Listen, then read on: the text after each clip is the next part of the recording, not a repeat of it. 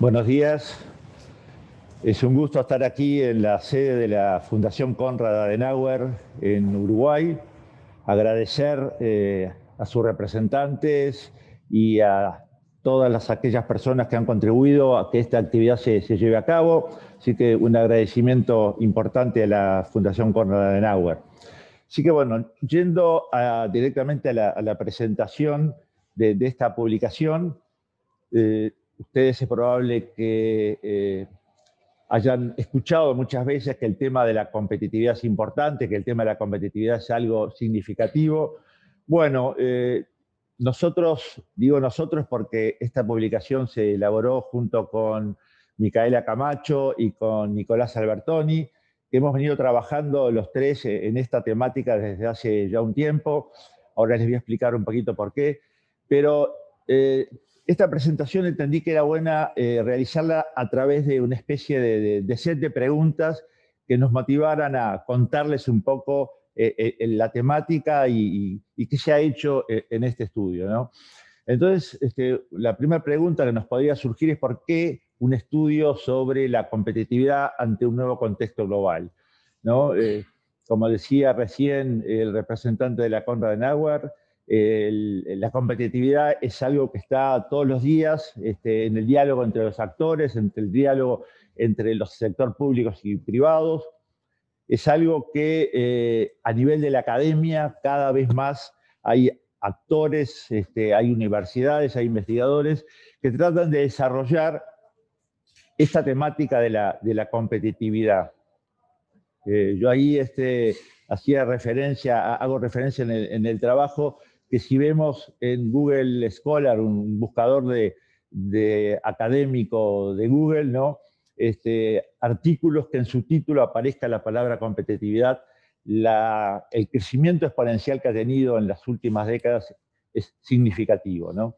Todos los temas de la globalización impactan claramente la inserción internacional de las economías y la necesidad de tener una competitividad cada vez más elevada y poder competir en el mercado internacional.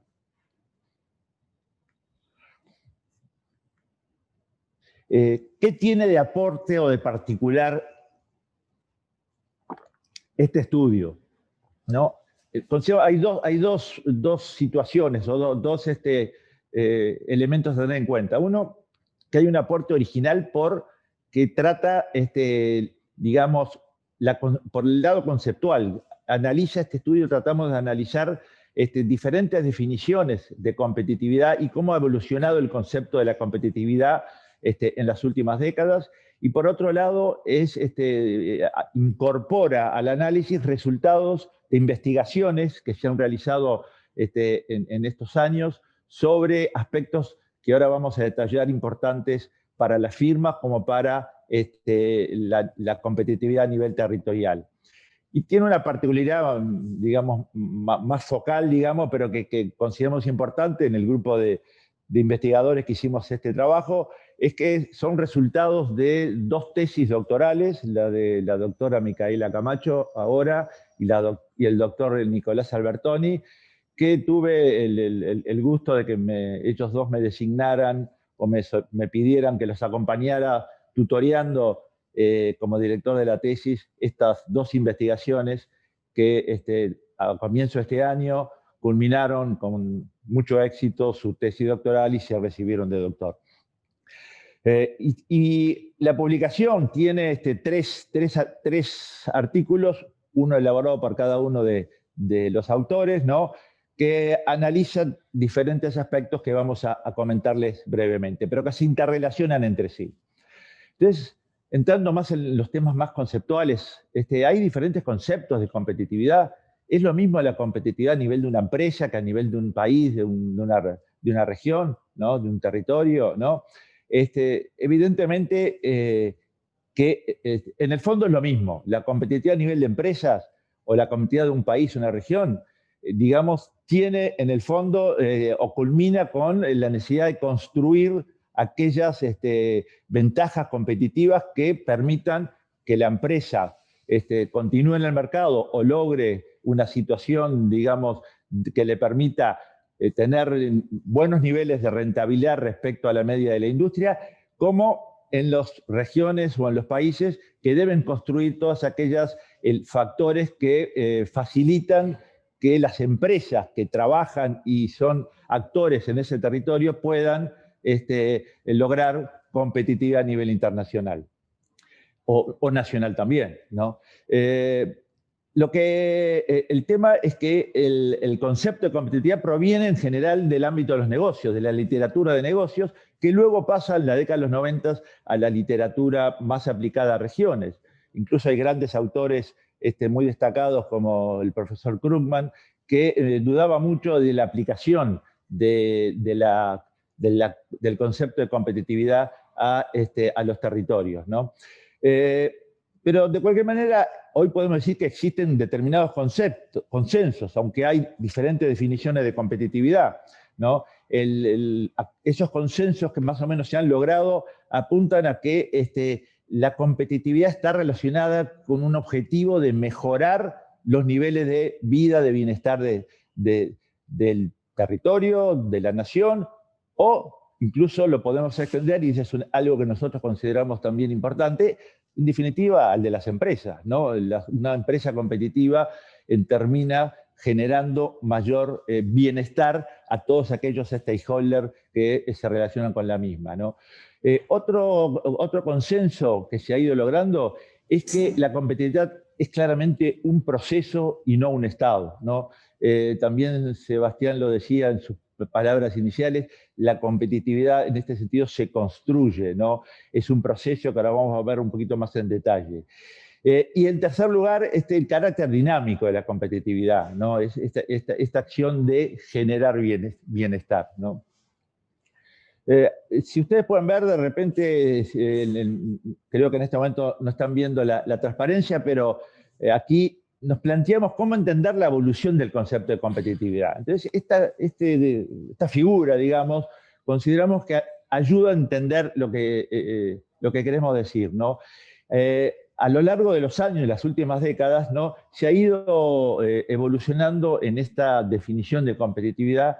La competitividad originalmente basada en costos, en precios, en la mejora de la productividad de la empresa, ¿no? Ahí estaba el foco de una competitividad basada en mejorar esa relación costos-precios y ser cada vez más productivo. Luego se empezó a pensar la necesidad de que para lograr que la empresa pueda ser más productiva era necesario innovar, incorporar tecnología, generar mayor valor agregado, dar impulso a las diferentes capacidades que se generan, que tienen las empresas y las organizaciones, ¿no?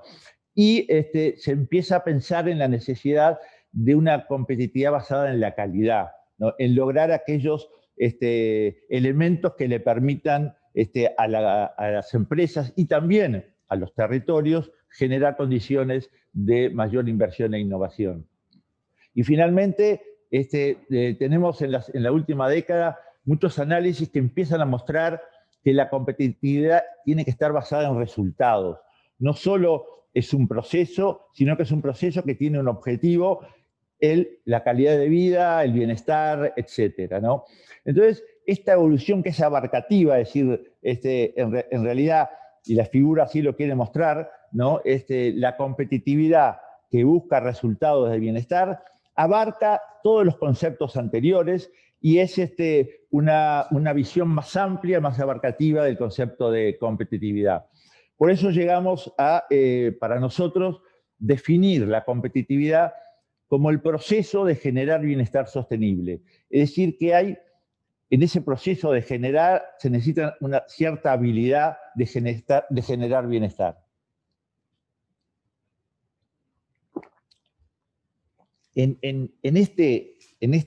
Perdón, me está yendo la transparencia. En esta figura también está incluido, por ejemplo, todo el análisis que se hace sobre, algunos llaman la competitividad macroeconómica y la competitividad microeconómica. Evidentemente que la competitividad macroeconómica es condición necesaria, pero no suficiente para que un país sea más competitivo, una región sea más competitiva. ¿Por qué? Porque la competitividad se genera en la relación entre las empresas, en el medio microeconómico. Por eso la sofisticación de las empresas, el entorno de los negocios, cómo las industrias colaboran entre sí, todo eso que es parte del entorno microeconómico es importante para la competitividad. En el fondo, atrás de todos estos, digamos, desarrollos sobre conceptuales de competitividad, está un modelo muy sencillo, que es, hay determinados inputs, determinados factores que generan determinados resultados, que son los outputs, ¿no? Y que terminan impactando en aquellos resultados más de largo plazo, ¿no? Que son los outcomes, ¿no? Entonces, en este tipo de esquemas hay que poner énfasis en lo que nosotros llamamos, y creo que es un aporte también de estos estudios y de esta investigación, el tema de potencial competitivo. Definimos a potencial competitivo, que es el conjunto de inputs y factores, ya sean dados como los fundamentos, etcétera, que hay en una economía, y todos aquellos otros factores que son potencialmente modificables por políticas, por acciones de las empresas, estrategias de las empresas, ¿no? Nosotros proponemos lo que llamamos potencial competitivo, que sienta las bases para alcanzar determinados desempeños, que son los outputs, y determinados resultados finales, que son los outcomes. Nos preguntamos, ¿se ha aplicado este modelo conceptual al Uruguay? Sí, se ha aplicado. Lo hemos aplicado, por ejemplo, en el Instituto de Competitividad, usted tiene la figura de la izquierda, en color rojo, se ha aplicado para elaborar un índice de competitividad Uruguay.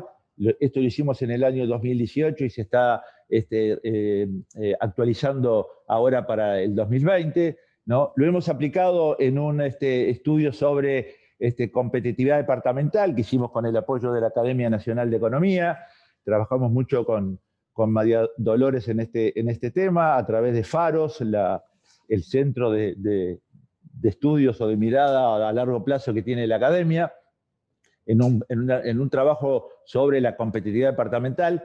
Y en el diagrama que está a la derecha, Micaela Camacho lo aplicó específicamente a la competitividad de ciudades, ¿no? Entonces, como pueden ver, en todos estos ejemplos está atrás ese modelo de competitividad donde determinados factores que inciden en el funcionamiento de los negocios y de las empresas y de las organizaciones tratan de lograr determinados resultados de desempeño y de bienestar a largo plazo. ¿Cómo entender la competitividad mirada desde la inserción internacional? Que es otro de los temas que este estudio pone el foco a partir de todos los análisis que hizo Nicolás Albertoni en su investigación, ¿no? Que se centran en tres aspectos fundamentales. Uno, el de la percepción del sector exportador sobre aspectos relativos a la competitividad, ¿no? A través de una encuesta a exportadores, Nicolás logró detectar una serie de elementos que ahora vamos a destacar un poquito más en detalle, relacionados con aspectos relativos a la competitividad a nivel de las empresas en su inserción internacional. También analizó el tema de la incertidumbre del sector exportador frente a la situación del contexto internacional. Esta encuesta fue realizada, conviene resaltar, a mediados del año 2019. Y finalmente también se analizó los desafíos de la inserción internacional del país y de las propias empresas en la percepción del sector exportador. Es decir, en este caso es algo novedoso porque no existen en países no desarrollados investigaciones que analicen a nivel de firma la percepción de los empresarios de la política comercial, podríamos decir, de ese país. Algunos de los resultados que se encuentran en esta investigación, tenemos, digamos que a nivel de las empresas, ¿no? En general, Nicolás encontró que Uruguay tiene altos costos, las empresas manifiestan que su problema de competitividad pasa por elevados costos, por problemas de impuestos, por baja desarrollo de la infraestructura, por costos de entradas a mercados internacionales, todos elementos que están afectando el precio final, en definitiva, de los exportadores, ¿no? Ahí se analizaron temas de calidad, temas de tecnología, etcétera, etcétera, que se podrán ver en detalle luego en la publicación. ¿Cómo visualizan los empresarios a partir de estos datos la situación del mercado internacional? Esto es interesante, ¿no? Porque se encuentra que el 80% de los empresarios encuestados, que eran un conjunto importante de empresas exportadoras, ya en el año 2019 veían altos niveles de incertidumbre, ¿no?, en el mercado internacional. Es decir, que en el contexto actual de la pandemia, evidentemente que esto tiene que haberse afectado notoriamente, ¿no? Y por otro lado, ¿y cómo es la percepción acerca de la inserción internacional del país, o acerca de la inserción externa, o podríamos decir de política comercial del país, ¿no? La mayoría, un porcentaje alto, 72%, evaluaba como totalmente a favor una inserción internacional cada vez más aperturista, ¿no? Esto también le está dando a las políticas públicas un elemento de información importante sobre cómo el sector exportador percibe lo que debería ser una política de inserción internacional del país. Si nos vamos ahora, para ir terminando, al estudio relacionado con la competitividad a nivel de ciudades, otro de los aportes originales de esta investigación, ¿no? ¿Qué se buscó? Micaela Camacho, ¿qué es lo que buscó en esta investigación? El objetivo era tratar de medir el potencial competitivo de las ciudades, ¿no? Recordemos ese modelo que decíamos hace un ratito, ¿no?, que con el potencial competitivo se logran determinados desempeños y determinados resultados finales. Y para analizar el potencial competitivo de las ciudades, determinó cuáles eran el conjunto de ese potencial competitivo, qué factores incidían en esto, y ahí aparecen 4 tipos de ambiente: el ambiente económico, el social, el físico y el institucional. 4 ambientes de la ciudad que son claves para generar un potencial competitivo cada vez mejor, ¿no? Bueno, ahí a la derecha aparecen algunos de los indicadores utilizados, y fue aplicado ¿a qué ciudades? Es decir, en este caso, conversando mucho con ella cuando hacía la investigación, el problema aparece aquí, siempre el problema de la información, podemos tener un buen modelo teórico, pero si no tenemos posibilidad de medirlo, no nos sirve. Es decir, la competitividad también hay que medirla, hay que saberla medir. Entonces, para poder lograr, digamos, medir cuál era la competitividad de Montevideo, había que relacionarla con otras ciudades. Y ahí se encontró una muy buena base del Instituto Mexicano de Competitividad, un organismo privado en México, y se hizo una comparación con 28 ciudades mexicanas de similar tamaño, es decir, ciudades de entre 700.000 habitantes y 2,5 millones, ¿no? Se construyó un índice compuesto de todas esas variables que terminan en un índice sintético, y ahí se ve un poco las ecuaciones que se utilizaron, las relaciones econométricas que se utilizaron para esto, y se pudo hacer un ranking, ¿no?, con toda esa información, que permitió encontrar 5 grupos entre esas 29 ciudades, en las 28 mexicanas y Montevideo, 5 grupos, digamos, el grupo 1 de mayor nivel competitivo, el grupo 5 el de menor nivel competitivo. Y Montevideo aparece claramente como en el grupo 1, incluso liderando el grupo 1, ¿no? Es decir, que en ese conjunto de 29 ciudades, Montevideo es la ciudad que ranquea mejor en los diversos modelos que se aplicaron, porque se hicieron varios modelos para tratar de ver la robustez que tenía esta medición, ¿no? Y aparecen ahí claramente que en los aspectos positivos que hacen que Montevideo esté primero en este ranking, ¿no?, de ciudades, es el ambiente institucional. Lo que lo diferencia más a Montevideo de las ciudades mexicanas es el ambiente institucional. Es decir, que ahí hay una fortaleza en Montevideo. ¿Qué hay adentro de ese ambiente institucional? El tema mucho de la forma de gobierno local, como también mucho de las instituciones de la sociedad civil que se vinculan con esto. Y los aspectos negativos más bien están asociados a algunos insumos, el costo de algunos insumos en Montevideo, que también pueden ser costos también de problemas que tiene el resto del país acá en Uruguay. Y bueno, en resumen, ¿cuáles son aquellas principales conclusiones o reflexiones del estudio? ¿No? Aquí marcamos rápidamente algunas, ¿no? La importancia de ver a la competitividad como un proceso dinámico, ¿no? Que tiene por objetivo el generar resultados sostenibles a largo plazo. En segundo lugar, la importancia de poner foco en lo que llamamos el potencial competitivo, es decir, el proceso de la competitividad que busca necesariamente aplicarse al potencial competitivo de las ciudades, ¿no?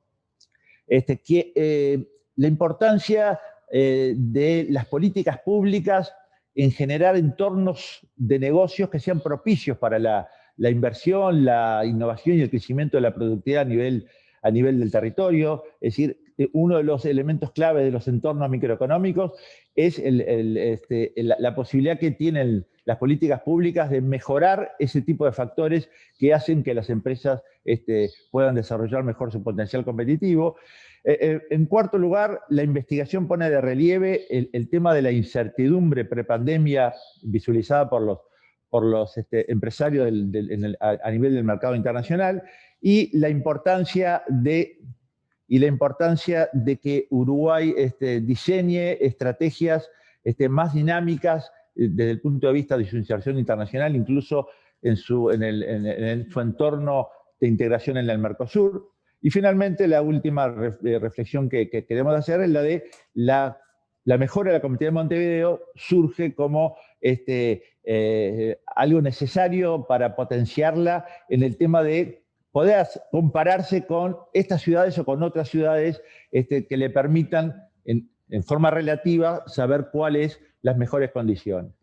Bueno, quisimos dar con esto una visión de lo que es este estudio y ahora le pasamos la palabra a nuestros dos comentaristas que con toda libertad hagan su crítica a esta investigación, que es algo que nosotros estamos muy acostumbrados desde la academia porque es parte de la vida académica el hecho de que existan muchas opiniones. Muchas gracias. María Dolores. Bueno, muchas gracias a los organizadores, a los autores de estos trabajos, a Roberto, a Micaela, a Nicolás.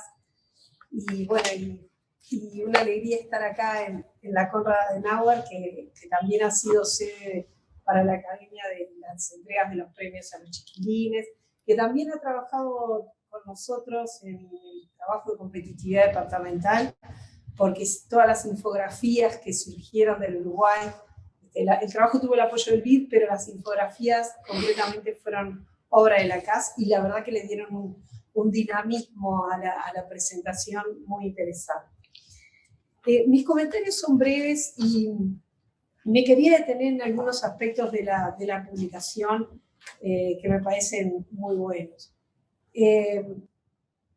Roberto, además de colaborar con nosotros en el trabajo de competitividad departamental junto con Micaela y junto con Luis Silveira, también representó a la Academia en aquel equipo de técnicos que convocó Presidencia de la República. O sea, Presidente de la República le dijo a la Academia que convocaran 3 prestigiosos técnicos y uno de ellos fue Roberto. Y ahí hablamos sobre el dilema competitividad-dólar, porque parecería que en Uruguay ser competitivo es tener un dólar alto, ¿no? Entonces, bueno, y ahí estuvo Roberto, estuvo Crespi, y estuvo hablando de innovación, que es el BID, y estuvo Bailiant, que también es de la Academia, hablando de inserción internacional.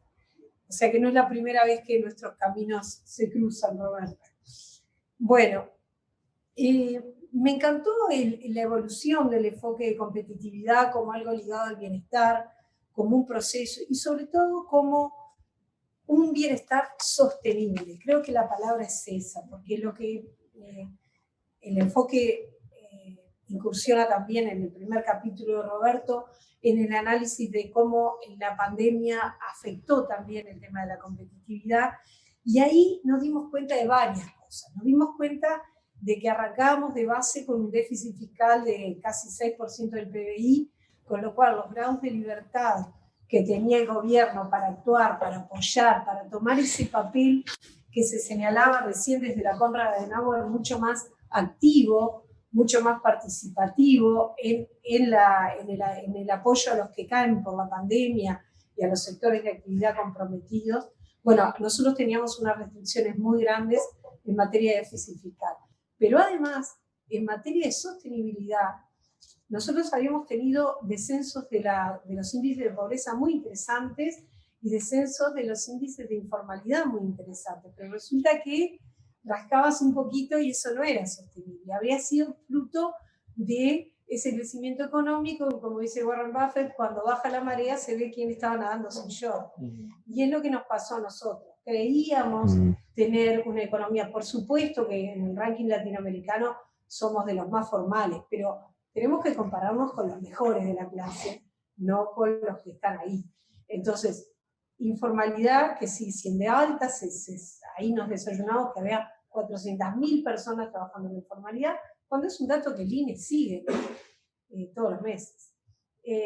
Después también nos desayunamos del tema... bueno, ahora sí.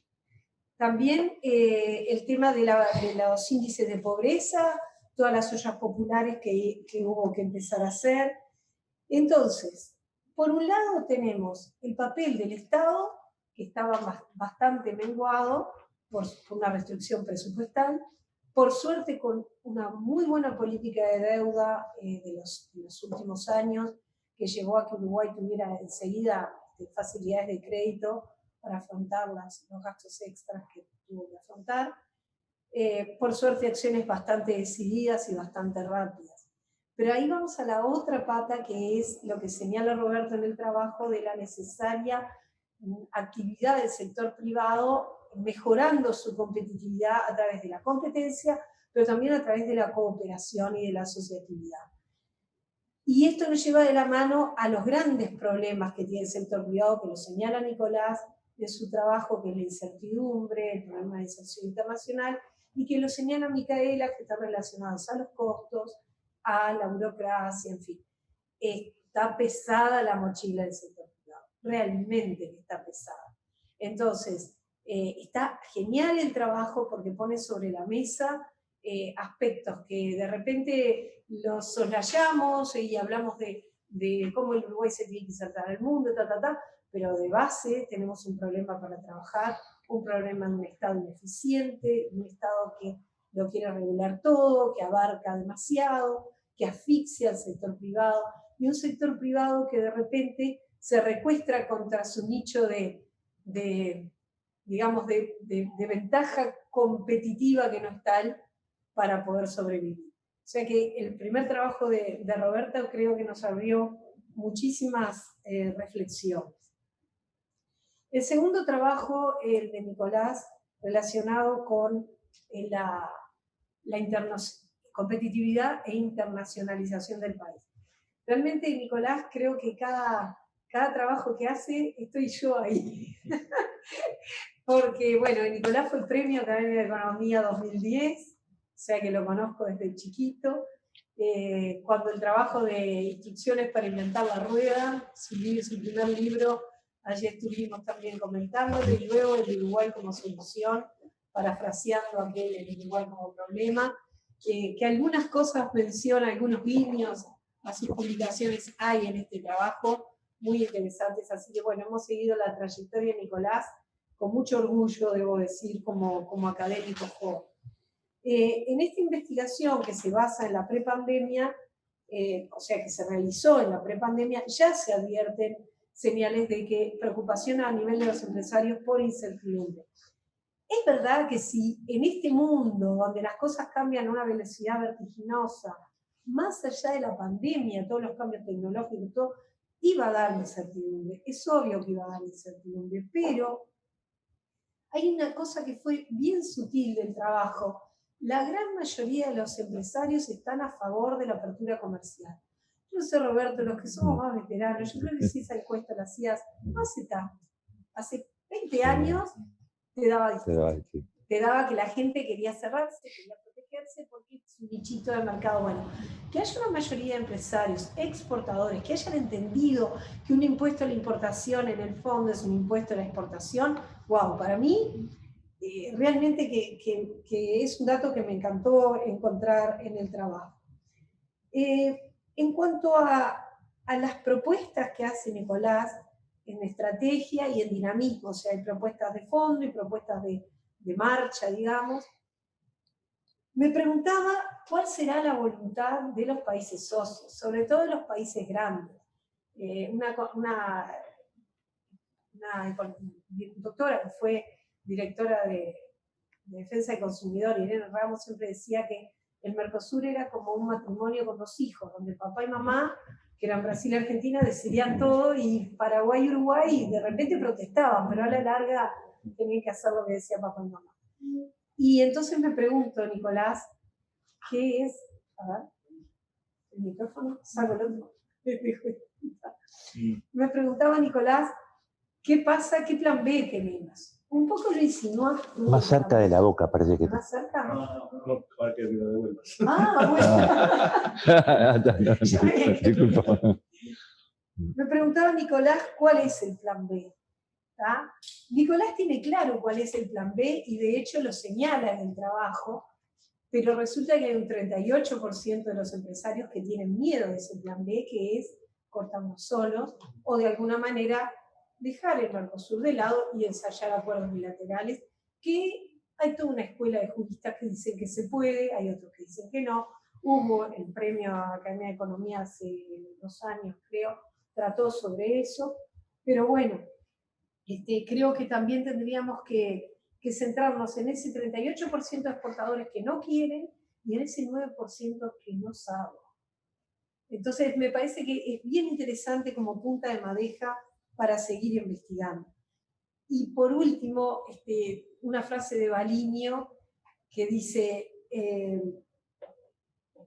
que en el Uruguay hay muchos que dicen, lo que pasa es que, como pretexto, como justificación para no actuar. Bueno, Nicolás es de los que dice, ¿cómo hacemos para? Yo creo que esa diferencia que parece sutil pauta la trayectoria de un investigador como Nicolás y bueno, y nos hace leer con mucha alegría su trabajo y sus desafíos.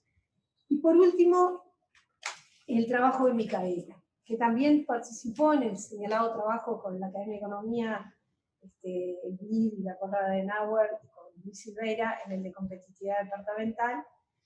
Y este trabajo de Micaela me pareció una riqueza muy importante porque aterriza el concepto a la comparación entre las ciudades, 28 ciudades comparables de México con Montevideo.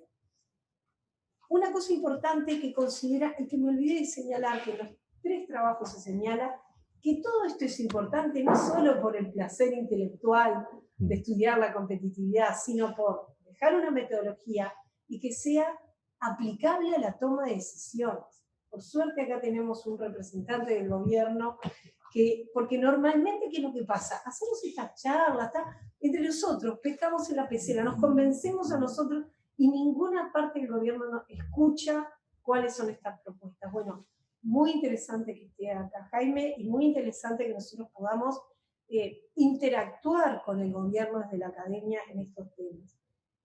Ojalá que desde Zoom haya intendentes, gente del Congreso de Intendentes, la intendenta electa de Montevideo, que estén viendo estos trabajos y estén analizándolo para la toma de decisiones. Bueno, como se señalaba, Montevideo está mejor en temas institucionales, tal vez porque es capital de país, eso también se señala en el trabajo, está peor en costos, en suicidios, en burocracia. El tema de suicidios, bueno, es un tema que he tenido que estudiar porque en la academia hicimos una investigación sobre reinserción económica y social de las personas privadas de libertad Y si nos asusta la tasa de suicidios en Uruguay, la tasa de suicidios, las personas que están presas, es más del doble de la del resto del Uruguay. O sea que es un tema que preocupa y que posiblemente trascienda esto. Y por último, ella señala que el tema del COVID ha hecho revalorizar la ventaja comparativa del tamaño de las ciudades. Se veía como una ventaja macroeconómica, una ventaja de infraestructura, que sí lo es, pero esto del COVID ha relativizado esto. Y señalaba todos los aspectos que hay que tener en cuenta para mejorar la productividad de una ciudad, que tiene que ver con las instituciones, la infraestructura, el ambiente social, macroeconómico, etc. Y me vino a la mente, quizá porque tengo una hija viviendo allá, el tema de Bilbao. Bilbao era una ciudad castigada por el terrorismo, contaminada totalmente por la ría, con una industria bastante ineficiente que estaba llamada a morir, y realmente que hicieron pocos cambios, pero muy profundos, en cuanto a la infraestructura, limpiando la ría, reconvirtiendo esas industrias hacia el turismo, haciendo una red de metros que unía a la ciudad. Eso como primera cosa, y luego como frutilla de la torta, el Guggenheim instalándose en Bilbao, y hoy Bilbao tiene en el ingreso de turismo su principal fuente de exportación de servicios, digamos. O sea que sí será importante que se analice la competitividad a nivel de las ciudades y a nivel de aplicaciones prácticas y consejos prácticos. Por eso, ojalá que haya muchos intendentes leyendo este trabajo y tratando de pasarlo a políticas públicas. Muchas gracias. Gracias, María Dolores. Bueno, Jaime, te toca. Muchas gracias. Gracias a la Fundación por la invitación y a ti, Roberto, por invitarme a este panel. Quisiera empezar un poco por la definición que aparece en los trabajos, en el primer trabajo de Roberto respecto de la definición de la competitividad. Me pareció muy relevante la que tú pusiste de la OCDE, que en definitiva lo que hace es decir, la capacidad de empresas, sectores, regiones, naciones, ciudades eventualmente, que estando permanentemente expuestos a la competencia, generan niveles relativamente altos de ingresos y ocupación de los factores en forma sustentable. Y la palabra sustentable aparece nuevamente. Luego voy a poner algunos temas de debate, si me permiten. La definición de esa de capacidad de generar bienestar, a mí me genera algunas dudas en el sentido históricamente hemos visto cómo algunas regiones generan competitividad justamente porque no le dan bienestar a sus poblaciones, en el sentido de que no hay reglas, digamos, normas laborales, que no respetan normas medioambientales, entonces eso genera obviamente mucho menos costos de los que sí tienen esas exigencias.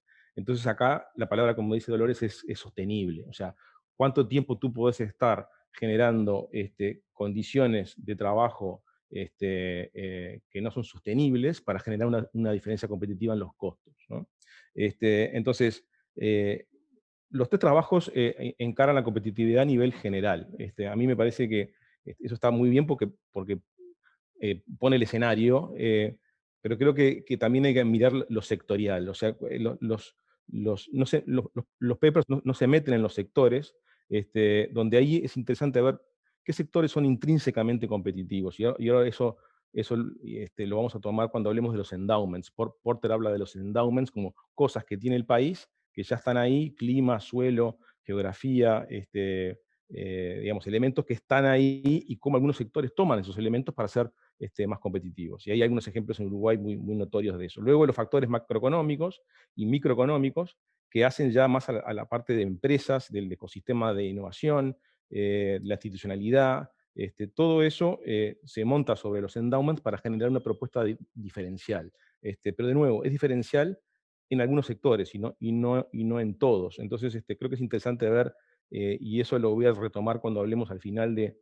cuál debería ser la estrategia de Uruguay, tomando esos elementos de competitividad que tiene, tanto de los endowments como de las políticas macroeconómicas y microeconómicas. Entonces, por ejemplo, el sector forestal en Uruguay es un sector intrínsecamente competitivo. ¿Por qué? Porque tiene una mezcla de endowment, o sea, clima, los suelos, el agua que hay en Uruguay, que sumadas a unas políticas de Estado que hubo para fomentar esa actividad, ley de forestal, ley de zonas francas, generó a su vez todo un desarrollo, un know-how, una innovación, y fue un círculo virtuoso. Generó un sector que es intrínsecamente competitivo y, en definitiva, tiene un diferencial. Y ahora vamos a ver cómo eso se relaciona con la inserción que hablaba Nicolás en su trabajo.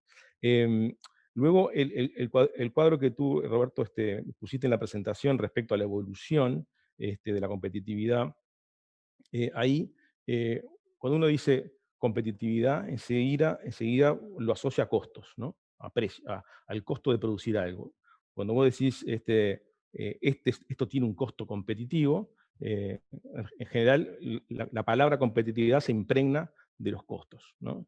Y yo me parece que es importante desafiar este concepto y incorporar el concepto de competitividad por el lado del ingreso. Es decir, ¿qué capacidad tiene una empresa o un país en vender bienes o servicios a un precio superior al de su competencia? ¿No? Y eso soporta aranceles altos, soporta costos altos. Eso también es competitividad. En definitiva, una de las empresas más competitivas del mundo es Louis Vuitton, ¿no? Louis Vuitton factura casi lo mismo que el Uruguay, 55.000 millones de dólares. Y vende todos productos mucho más caros que su competencia. No estoy diciendo que el Uruguay sea el Louis Vuitton de América Latina, pero lo que estoy diciendo es que hay un componente diferencial en el valor de un producto que puede permitir pagar pagar un precio más alto. Entonces, a eso voy a ir también al final para hablar de la estrategia de nuestro país en sus productos exportables y la estrategia de atracción de inversión. Porque además, si uno mira los países más competitivos del mundo, y tomo el ranking del World Economic Forum, son Singapur, Noruega y Hong Kong, ¿no? Tres países que uno podría decir no son precisamente baratos, ¿no? Son lugares donde hay algo que se está generando ahí que lo hace competitivo. O sea, algo hace que las mujeres paguen 2.000, 3.000 dólares por una cartera, hay algo que hace que alguien alquile una oficina en Hong Kong y pague 100 dólares el metro cuadrado.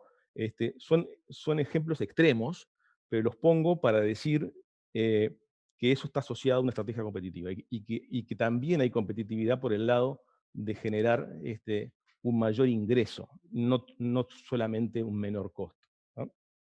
Entonces, comentarios finales sobre ese primer trabajo. O sea, las empresas que exportan son más competitivas, eso hay muchas bibliografías sobre el tema. O sea, que Uruguay genere empresas que exporten lo va a hacer más competitivo porque es más exigente, porque te piden más certificados, porque te piden más cosas. El mercado internacional te exige más. Entonces eso hace que se demande más y más y también es importante que las pymes exporten, porque eso también hace de que esas empresas se hagan más competitivas, porque empiezan a jugar en otra liga, empiezan a jugar en una liga, digamos, internacional. Yendo al trabajo de Nicolás, yo supongo que la encuesta es una encuesta a los exportadores de bienes. Me imagino que esa es, digo, no lo dice el trabajo, pero tiene un fuerte componente de bienes, toda la encuesta, y por supuesto que plantea un tema fundamental que es para nuestro país, que es la capacidad del país de hacer acuerdos fuera del Mercosur. Este es un asunto que es prioridad de este gobierno, pero también hay que reconocer que es difícil y es lento de lograr. Y además hay un trade-off, obviamente. El que vende al Mercosur no va a querer que nos vayamos del Mercosur. ¿Qué hacemos con los 2.000 millones de dólares que le vendemos hoy a Brasil con preferencia arancelaria? Eso obviamente que es un tema de debate de política comercial del país, pero evidentemente eso lleva tiempo. Entonces, en el mientras tanto, ¿qué hacemos? O sea, entonces, y ahí lo ato de nuevo a nuestra estrategia como vendedor de productos sustentables, de alta calidad y que tienen capaz un premium en donde nos podamos montar, ¿no? Entonces, la pregunta es, ¿cuánto pesan los aranceles, que es un poco el trabajo de Nicolás, en la no competitividad uruguaya? O sea, Uruguay 21 hizo un trabajo hace poco donde calculamos que pagamos cerca de 335 millones de dólares de aranceles. lo divido eso entre los 9.000 millones que exportamos y me da un 3%. Obviamente que hay sectores que exportamos en 0, hay otros que tienen 12, hay otros que tienen 27. Pero lo que voy es, si podemos ir a una situación donde la no competitividad de nuestra inserción internacional pueda ser suplida por otros factores que podamos tomar de nuestros endowments, de nuestra situación macroeconómica, de nuestro prestigio post-COVID, de nuestra manera de producir alimentos, ¿no? Voy a hablar de eso más adelante con un slide que me traje, un solo slide para mostrarles. En definitiva, además de exportar bienes, Uruguay exporta servicios y exporta cada vez más servicios. Entonces yo creo que estaría bueno poder hacer ese mismo trabajo viendo los servicios, donde Uruguay es competitivo en algunos sectores y no precisamente por tener buen acceso. Es competitivo por lo que digo de la competitividad por el lado del ingreso. Es una cifra que sigue creciendo. La cifra de exportaciones estamos planchados en 9.000 millones de dólares de hace 8 años. Sin embargo, la cifra de servicios viene creciendo en una zona de los servicios corporativos, tecnología, audiovisual, el trading de commodities, en fin, hay servicios financieros. O sea, hoy exportamos casi lo mismo de trading, software y servicios financieros que celulosa y carne juntas. ¿Tá?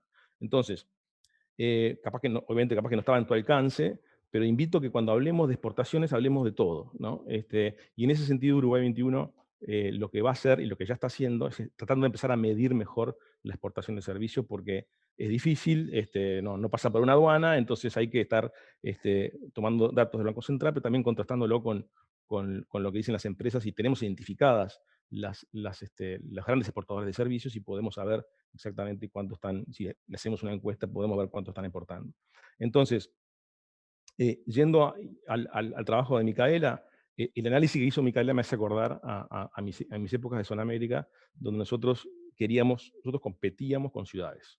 Zona América competía en Montevideo, y Montevideo me daba ciertas características digamos, de cantidad de población, todos esos elementos que son generales, ¿no? Y nuestra competencia eran ciudades en América Latina, básicamente. Entonces, me acuerdo que trajimos a unos indios de Hewitt, una compañía que nos mandó 3 indios, estuvieron un mes y medio en Uruguay preguntándole a todo el mundo una cantidad de datos, que es el tema del desafío de los datos, de conseguir los datos, y nos hicieron una evaluación de Uruguay contra 8 ciudades que le habíamos puesto como nuestra competencia. Siempre perdíamos contra Costa Rica, contra Bogotá, contra alguna ciudad de México inclusive. Entonces le dijimos, bueno, mírame la competitividad de Uruguay, y acá vengo de nuevo a lo sectorial. No es lo mismo, y esto es como en los consultores, ¿no? Depende, ¿no? Depende en qué sector uno está trabajando para decir si una ciudad es más competitiva o no. Por ejemplo, en un momento Uruguay se pensó que podemos ser competitivos en los contact centers, ¿no? Entonces, y ahí dijimos, bueno, veamos qué tiene Uruguay para ofrecer como contact center, y estos indios lo que hicieron fueron analizaron todas las variables que una empresa que tiene que tomar la decisión de ver dónde se instala, mira, ¿no? Entonces, pero mira lo genérico, lo que aportó Micaela en su estudio, pero también mira lo específico. Lo específico es cuánto vale el salario de una persona de un contact center, cuánto vale el ancho de banda de Internet, cómo son las normas laborales, cómo es el hiring and firing, ¿no? Cómo es el sistema digamos, de manejo de la cosa laboral, y todos unos elementos que según la vertical tenían mayor o menor peso. Para un contact center, el volumen de gente y el costo de esa gente era la variable más importante.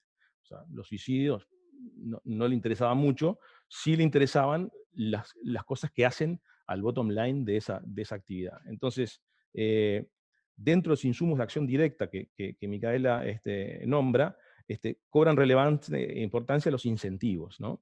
Y el ecosistema de apoyo al inversor en la competitividad de una ciudad. O sea, ¿qué incentivos una ciudad puede meter arriba de la mesa? Que es la parte, digamos, de insumos de acción directa, que puedan mejorar tu ecuación competitiva, ¿no? Yo viví 2 años en Cali, y Cali tiene su Uruguay 21, tiene una agencia de promoción de la ciudad, que promueve la inversión de la zona y articula con el gobierno local sus políticas públicas para mejorar su competitividad. Van y hacen cosas como enseñar más inglés, promoción conjunta con el sector privado. Yo creo que es Colombia, ¿no? Es un país enorme y quizás es un tema de escala, el tener o no una agencia departamental. En los hechos, en Uruguay, las intendencias tienen sus departamentos de desarrollo, y Uruguay 21 estamos tratando de ver cómo hacemos para que esa promoción de los departamentos tenga sintonía con la promoción país, o sea, de que las presentaciones sean, cuando hablas del país, que a todos digamos lo mismo, y a su vez cuando entramos a los sectores, y cada uno pueda destacar su departamento. Pero en definitiva, de nuevo, la mirada sectorial hace también a en qué sector uno puede ser más competitivo que otro. Entonces, y de hecho, y ahí empiezo a hablar un poquito de la estrategia, y si quieren podemos pasar al cuadro. O sea, la pregunta es, con estos elementos de competitividad, ¿dónde juega mejor Uruguay? ¿No? Si jugamos mejor, ¿en qué terreno? Entonces ahí, lo que puse ahí, esto es un artículo que salió en el Harvard Business Review hace más de 10 años, de David Collins y Michael Ruckstahl, que ellos dicen, bueno, ¿cuál es el lugar de tu estrategia? O sea, tú tienes que estar en el lugar donde estás satisfaciendo una necesidad de tu cliente, está dentro de tus capacidades y está fuera de tu competencia, ¿no? O sea, un lugar donde tú puedes competir, quizás cobrando un sobreprecio, ¿no? O sea, en definitiva, ellos le llaman el sweet spot, ¿no? Entonces, nosotros como país y como país exportador de agroalimentos tenemos que encontrar cuál es ese sweet spot, o sea, dónde es que estamos haciendo cosas distintas de la competencia que son relevantes para el consumidor. Hoy cada vez más se habla de los factores ESG, ¿no? Los factores Environmental, Social y Governance. Cada vez más el consumidor sofisticado está preguntando, ¿esta carne cómo se produjo? ¿Este producto cumplió con normas medioambientales? Empiezan a ser más conscientes, y ahí es donde Uruguay tiene una ventaja competitiva. Entonces, de nuevo, los costos son muy importantes, por supuesto, pero tenemos que empezar a construir una narrativa que nos acerque a ese sweet spot. O sea, que podamos decir, Uruguay es distinto, Uruguay no tiene que talar montes naturales para hacer sus alimentos, Uruguay cumple con normas medioambientales, Uruguay es creíble. Entonces estamos en un lugar que es, digamos, no es el Louis Vuitton, pero es el lugar donde la competencia le cuesta más llegar, y nosotros podemos mostrar con nuestros endowments, con nuestras características, un lugar en el mercado donde podemos competir cobrando un poquito más. Ese es un poco mi aporte a la estrategia, pero de nuevo lo felicito por esta iniciativa de empezar a mirar la competitividad y empezar a ver dónde nos podemos parar mejor. Muchas gracias, Jaime. Realmente creo que tanto María Dolores como tú han aportado una serie de elementos interesantes a lo que habíamos desarrollado en los trabajos con Micaela y con Nicolás. Realmente el tema de la sostenibilidad, que las dos apuntan, nosotros lo visualizamos como también un elemento clave, ¿no? Cuando tú hablabas de este tema Jaime, de la digamos, la importancia no tanto de mirarlo no al lado de los costos, sino de los ingresos, ¿no? Yo empecé a pensar enseguida en el tema de Singapur, y tú lo citaste seguidamente como uno de los países más competitivos. Nosotros hace muchos años en el Instituto de Competitividad venimos desarrollando el curso de microeconomía de la competitividad, ¿no? Que lo desarrolló Michael Porter, porque pertenecemos a la red del Instituto de Estrategia para la Competitividad de Harvard, que lidera Porter. Y bueno, tú citaste también un poco el tema del esquema de Porter. Y Singapur es interesante porque es un caso que analizamos en los cursos, ¿no? Porque realmente hay un momento en la vida, digamos, de Singapur, ¿no? Que necesita hacer ese salto, ¿no? Y entonces, porque sus competidores del entorno apostaban a costos más bajos. Entonces aparece Indonesia, aparece Malasia, etc. Y Singapur, la estrategia es apostar al revés, aumentar los salarios para traer ingenieros capacitados, ir a un salto de calidad y un salto de... Y eso aplicado a las ciudades creo que también es muy, muy interesante, ¿no? Tú citabas el caso de Bilbao, que apuesta a eso, ¿no?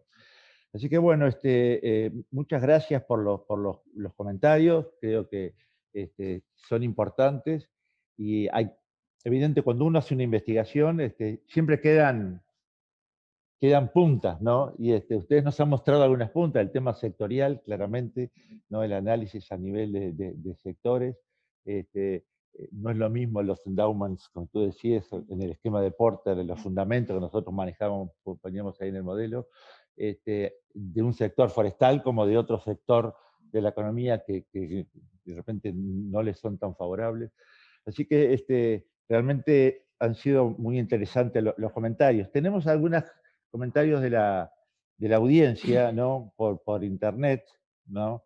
Se pregunta si el trabajo se va a enviar a los tomadores de decisiones del gobierno. Bueno, acá tenemos a Jaime de una agencia gubernamental, pero sí, la Conrad lo va a enviar a la publicación y también lo haremos desde el Instituto de Competitividad, lo difundiremos ampliamente. No, hay otro comentario interesante que se refiere a la competitividad relacionada con los países del Mercosur y cómo se podría mejorar la misma, ¿no? Contra otras regiones, ¿no? Y el que hace la pregunta más bien es un comentario, dice, la importancia que tendría de poder tener políticas realmente concertadas, ¿no? Miro a Nicolás, y realmente uno de los problemas que a veces hemos tenido es poder realmente en los procesos que estamos de integración tener políticas concertadas. Y con respecto a las ciudades, hay una persona que dice, me hizo acordar al concepto de clúster, ¿no? Y sí, realmente el concepto de clúster ha estado presente en el trabajo, ¿no? Es una de las formas de cooperación, hablábamos de cooperación, de cooperación entre las empresas. Los clústeres son un ejemplo de cooperación en inicio de todo para pequeñas y medianas empresas, ¿no? Y tú apuntabas del tema de la importancia de que cada vez más haya empresas exportadoras. Bueno, los clústeres pueden ser una estrategia de desarrollo de pymes exportadoras, ¿no? Que puedan acceder más fácilmente al mercado internacional. Y bueno, creo que para cerrar, hay una última pregunta. ¿El gobierno está alineado con esa idea de apuntar más a los precios altos de exportación de servicio de calidad? ¿Qué ha hecho al respecto? ¿Qué se ha hecho al respecto? Parecería que esta pregunta viene más bien dirigida a Jaime, ¿no? Te la leo de vuelta. Y la pregunta un periodista del Observador, ¿no? ¿El gobierno está alineado con esa idea de apuntar más a los precios altos de exportación de servicios de calidad? Bueno, yo creo que tenemos un desafío de comunicación. Nosotros tenemos hoy un posicionamiento en el Uruguay a partir del manejo de esta pandemia que nos ha hecho visibles, ¿no? Nos ha hecho visibles y yo creo que Uruguay tiene elementos que son diferenciales. O sea, hay cosas que hacemos en Uruguay que son diferenciales respecto a nuestra competencia. Entonces, me parece que el tener, de hecho, nosotros hoy tenemos gente que está vendiendo carne a Estados Unidos pagando 26,7% de arancel. De alguna manera lo hacen, o sea, están logrando pasar esa barrera tan alta, porque justamente hay un discurso que es un discurso real, o sea, que está sustentado en cosas que son reales, en el sentido del manejo de nuestras pasturas, el manejo de nuestra sanidad animal, el manejo de la trazabilidad, el manejo de los factores medioambientales, que nos hacen posicionarnos muy alto en la percepción del consumidor respecto a cómo se produjo ese producto. Entonces yo creo que, en definitiva, si nosotros tenemos esa combinación de endowment y cosas que hacemos, digamos, los que intervienen en la economía, que nos genera un diferencial, lo tenemos que comunicar. Y lo tenemos que comunicar, y eso en definitiva es lo que hace digamos, que los consumidores, que están cada vez más conscientes de eso, encuentren en la oferta uruguaya un diferencial. Entonces ahí me parece que es una forma también de poder salvar ese componente no competitivo de nuestro acceso internacional. Mientras logramos eso, yo creo que el gobierno tiene, por supuesto que tiene que atender todos los aspectos de nuestros productos. Hay productos que no son notoriamente, digamos, en un posicionamiento alto, pero en definitiva hay elementos que Uruguay tiene que puede decir, nosotros somos distintos, nosotros tenemos otra cosa, otra forma de desarrollar nuestras empresas. Entonces me parece que ahí hay algo para contar. Ciertamente, y creo que mucho también en el área de los servicios, ¿no? Totalmente. Si Totalmente. tú miras los servicios de tecnología, nosotros estamos exportando casi 800 millones de dólares de tecnología. No son servicios que Uruguay es elegido por su bajo costo, sino por su calidad. Entonces, en definitiva, ahí tenemos una ventaja. Bueno, muy bien. Nuevamente, muchas gracias a ambos. Muchas gracias a la Konrad Adenauer. Y muchas gracias a todos los que nos están viendo por internet, tanto aquí en Uruguay como en algunos otros países de la región. Nada más por parte nuestra. Gracias.